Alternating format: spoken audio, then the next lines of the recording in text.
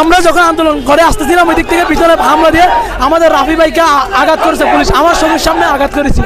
সেজন্য উনি এখন রক্ত অবস্থায় শরণাপন্ন অবস্থায় মাটিতে শুয়ে আছে। এখন আপনারা দেখতে আমাদের কয়েকজন বেশ কয়েকজন, আমি নিজেও পায়ে ব্যথা পেয়েছি দুরানিকে, বেশ কয়েকজন আহত হয়েছে, আরও অনেকজন ওইদিকে এদিকে ছুটে ছুটে বেরো চলে গেছে। কেন আমাদের উপর হামলা জবাব দিতে হবে পুলিশ প্রশাসনকে, আমাদের উপর হামলা কেন এটা জবাব দিতে হবে। আমাদের টাইগার পাস মোড়েই আমরা যখন আসছিলাম, আমরা ঠিক সিআরবি রাস্তায় যখন আমরা ছিলাম, আমাদের মিছিলটা ওখানেই থামিয়ে দেওয়া হয়। নানাভাবে সমঝোতা করার চেষ্টা করার পরও তারা আমাদের মিছিলকে কোনোভাবেই আগাতে দিচ্ছে না বা আমাদেরকে এদিকে আসতে দিবেই না তারা।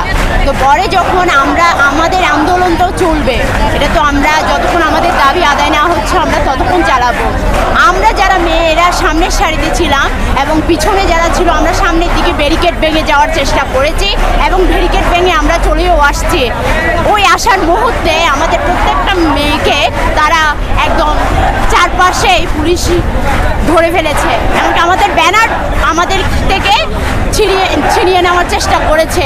আমরা প্রত্যেকেই চেষ্টা করেছি আমাদের ব্যানার যাতে না যায়, আমরা আহত হই সমস্যা নাই, কিন্তু আমাদের ব্যানার যেতে পারবে না, আমাদের আন্দোলন এখানে বন্ধ করা যাবে না। সেজন্য আমাদের প্রত্যেকটা মেয়ের উপরেই আঘাত হয়েছে, প্রত্যেকটা মেয়ে এখানে আঘাতপ্রাপ্ত হয়েছে, কেউ মাথায় কেউ হাতে।